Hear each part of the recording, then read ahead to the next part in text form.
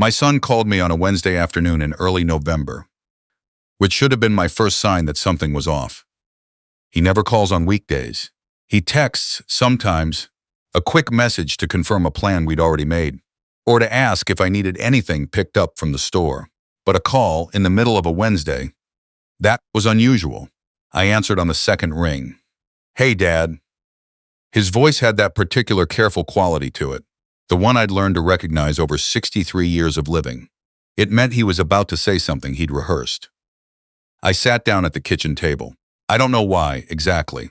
Some instinct, I suppose. "Hey, buddy, what's up?" He cleared his throat. "So, Thanksgiving is coming up, and Simone and I have been talking." A pause. "We were thinking it might be easier this year if we kept it just the two of us. And her parents. Her mom's been having a tough time since her dad's surgery. And Simone wants it to feel calm, you know? Low-key." I didn't say anything right away. I looked out the window at the backyard. The maple tree had gone fully red, the leaves starting to let go, drifting down onto the lawn I'd mowed just 2 weeks before. "Dad, you still there?" "I'm here," I said. "It's not a big thing. We'll do something with you before. Maybe the weekend before Thanksgiving. A nice dinner. Just the three of us." I told him that sounded fine. I told him I understood. I said all the right things, and then we hung up, and I sat at that kitchen table for a long time, listening to the house be quiet around me.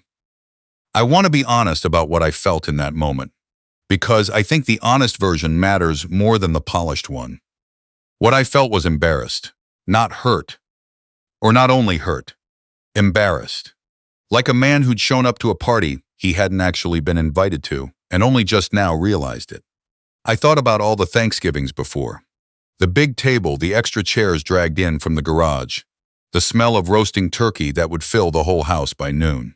When my wife June was alive, we hosted every single year. 30 years of hosting. And then after she passed, my son and his wife took over, and I was always there, always welcome, always the first one to arrive with apple cider. And the pecan pie I made from scratch, because June had taught me how, and I refused to let that recipe die with her.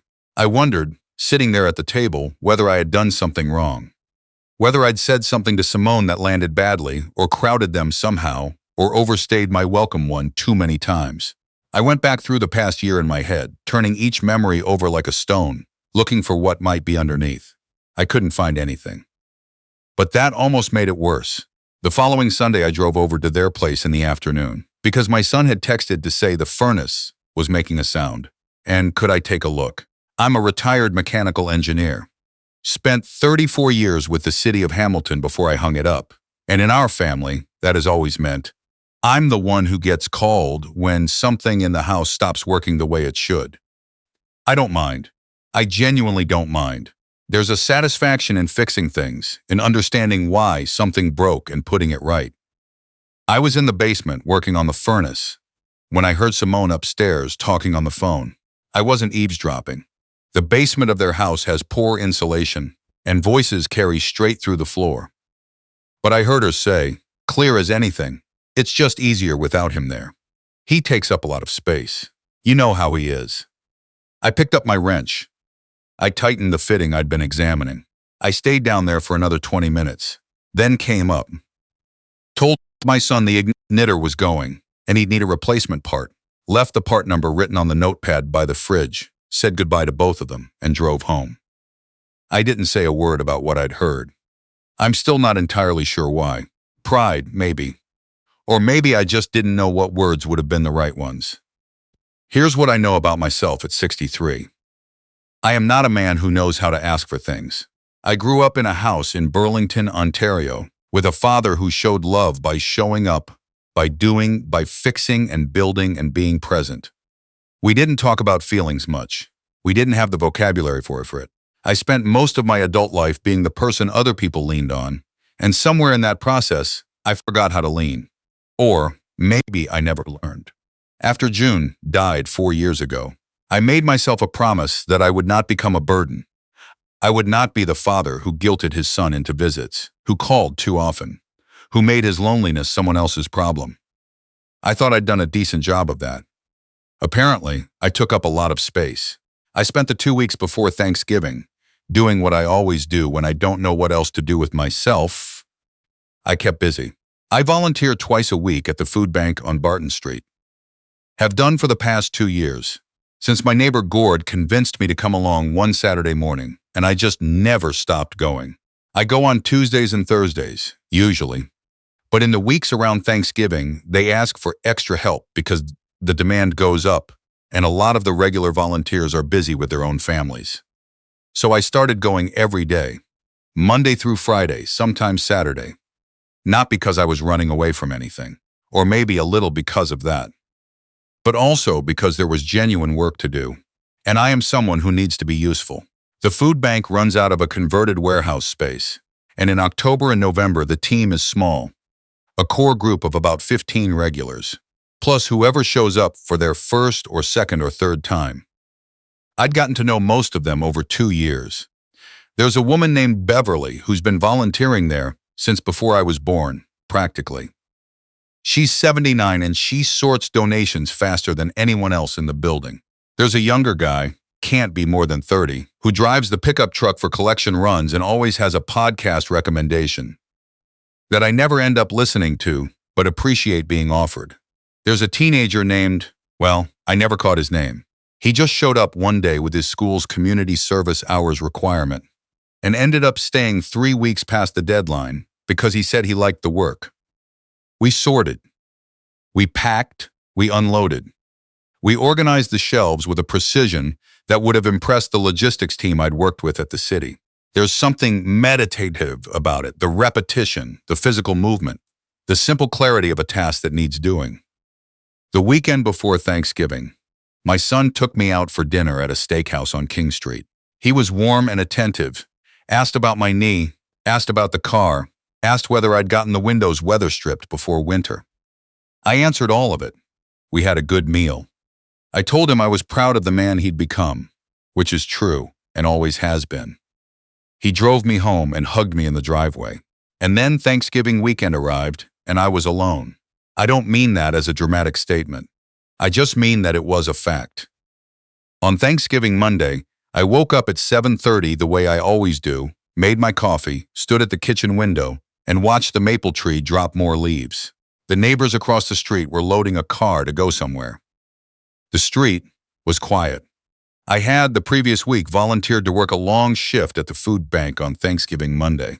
They didn't usually open on holidays, but that year, they'd arranged a special 1J turkey distribution, a partnership with a local grocery chain that had donated 200 frozen turkeys, and they needed people to come in and help pack boxes and manage the line. I'd said yes before I even fully thought about it. I made myself a piece of toast, drank my coffee, pulled on my jacket, and drove to Barton Street. I want to describe what Thanksgiving morning at a food bank looks like, because I don't think most people have seen it. By 9 o'clock, the line stretched halfway down the block. Families, mostly. Young mothers with strollers. A lot of older men on their own, which I noticed because I understood something about that particular combination of pride and need, the way you hold your body when you're waiting in a line you never expected to be in. There were a few people I recognized from the neighborhood, faces I'd seen at the gas station or the grocery store, and I made a point of being busy with my clipboard and not making it awkward for them. We had 12 volunteers that day. Beverly was there, of course, in her orange vest and sensible shoes. The kid whose name I never caught was there. A few people I didn't know. We worked straight through from 9 until 2 in the afternoon, moving boxes, checking items against lists, helping people carry things to their cars. One woman, maybe 40, came in with 3 kids and started crying when Beverly handed her the turkey box. Just quietly, standing there in the middle of the warehouse floor. Beverly put an arm around her, and the two of them just stood like that for a minute, and none of the rest of us said anything, just kept working, because sometimes that is the most respectful thing you can do. At about noon, a woman came in with a camera, young, 20-something, wearing a press lanyard from a Hamilton news station. She talked to the food bank coordinator for a few minutes, then started moving around the floor, filming. I didn't pay much attention. Local news does a story on the food bank around the holidays most years. Standard community interest piece. At one point, she stopped near where I was working and asked if she could film for a moment. I said sure. She asked if I'd been volunteering long, and I said a couple of years. She asked what brought me in on a holiday Monday specifically, and I said something like, I don't remember the exact words, that I didn't have anywhere else to be, and there was work that needed doing, so it seemed like the natural thing. She asked if she could get my name. I told her, and then I went back to work, and I forgot about it completely. I drove home at 2:30. I made myself a proper Thanksgiving dinner, roast chicken, because I wasn't about to cook a whole turkey for one person, but roasted with the herbs June used to use, with mashed potatoes and the cranberry sauce from the jar that I'm not ashamed of, because it tastes exactly the way Thanksgiving is supposed to taste. I ate at the kitchen table with the radio on, a classical station out of Toronto that plays all day without interruption. I washed the dishes. I watched an hour of television. I went to bed at 10. At 11:47, I know the time because I checked my phone when it rang. My son called. I was still awake. I'd been lying in the dark, not quite asleep, listening to the wind picking up outside and thinking about nothing in particular.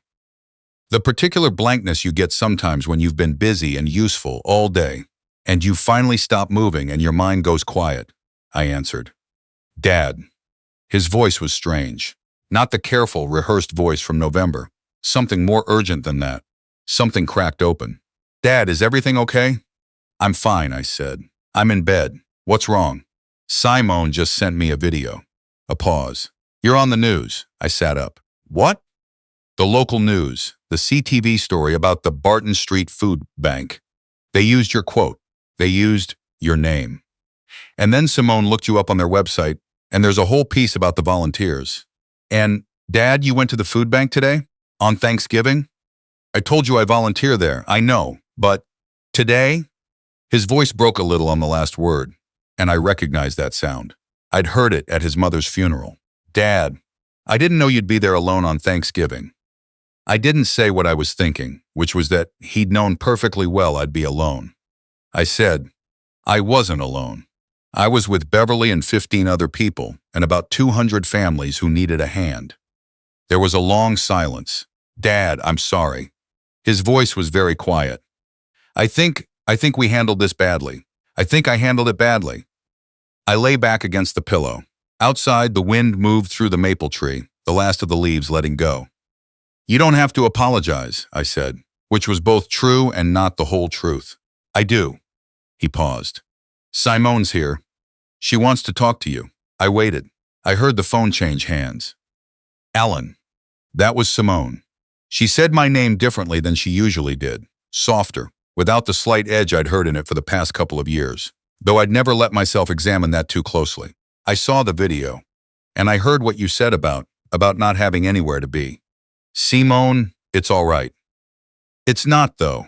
Her voice was steady, but I could hear something underneath it, a roughness at the edges. I know things have been. I know I've made you feel like you weren't welcome. And I'm sorry. I've been protecting something, some idea I had about how our family should look, and I think I lost sight of who you actually are. She paused. You were out there feeding people on Thanksgiving, while we were. She didn't finish the sentence. I didn't need her to. We want you to come for Christmas, she said. If you'll still have us. I looked at the ceiling. The shadows moved across it the way they always do when a car passes on the street outside. There are moments in your life when the generous thing and the honest thing pull in different directions. When being gracious means letting something go unacknowledged, and you have to decide whether that's wisdom or avoidance. I've had a lot of time to think about this since June died. She was better at it than I am. She always knew when to speak and when to absorb. I'll come, I said. I'd like that. We said goodnight. I put the phone down on the nightstand and lay in the dark. I want to say I fell immediately into a peaceful sleep, the kind they write about in stories. I didn't. I lay there for another hour thinking about things that are harder to resolve than a bad igniter or a loose fitting. I thought about Simone's voice and what was underneath it. I thought about the woman at the food bank who cried quietly, holding her turkey box, and how Beverly just stood with her. No words, just presence. I thought about my father, who showed up by showing up, who never had the words either, and whether the inheritance of silence is something you can choose to put down. I thought about June, about the Thanksgivings we had when the table was full and the house was warm, and I never once thought to wonder whether that fullness was fragile. I don't know what Christmas will look like. I've learned, at 63, that resolution is rarely the clean thing stories make it out to be. Simone and I will have to find our way, and that will take longer than a phone call at midnight. My son will have to learn how to be in the middle of something without retreating to a careful, rehearsed voice. And I will have to learn. Am still learning how to take up space without apologizing for it. But I'll bring the pecan pie, made from scratch, the way June taught me. And I'll arrive early, the way I always do. Some things you hold on to not out of stubbornness, but because they're the thread that connects you to what you were and who loved you and what it meant to gather together around a table when the days got short and the cold came in. That's still worth something. I still believe that.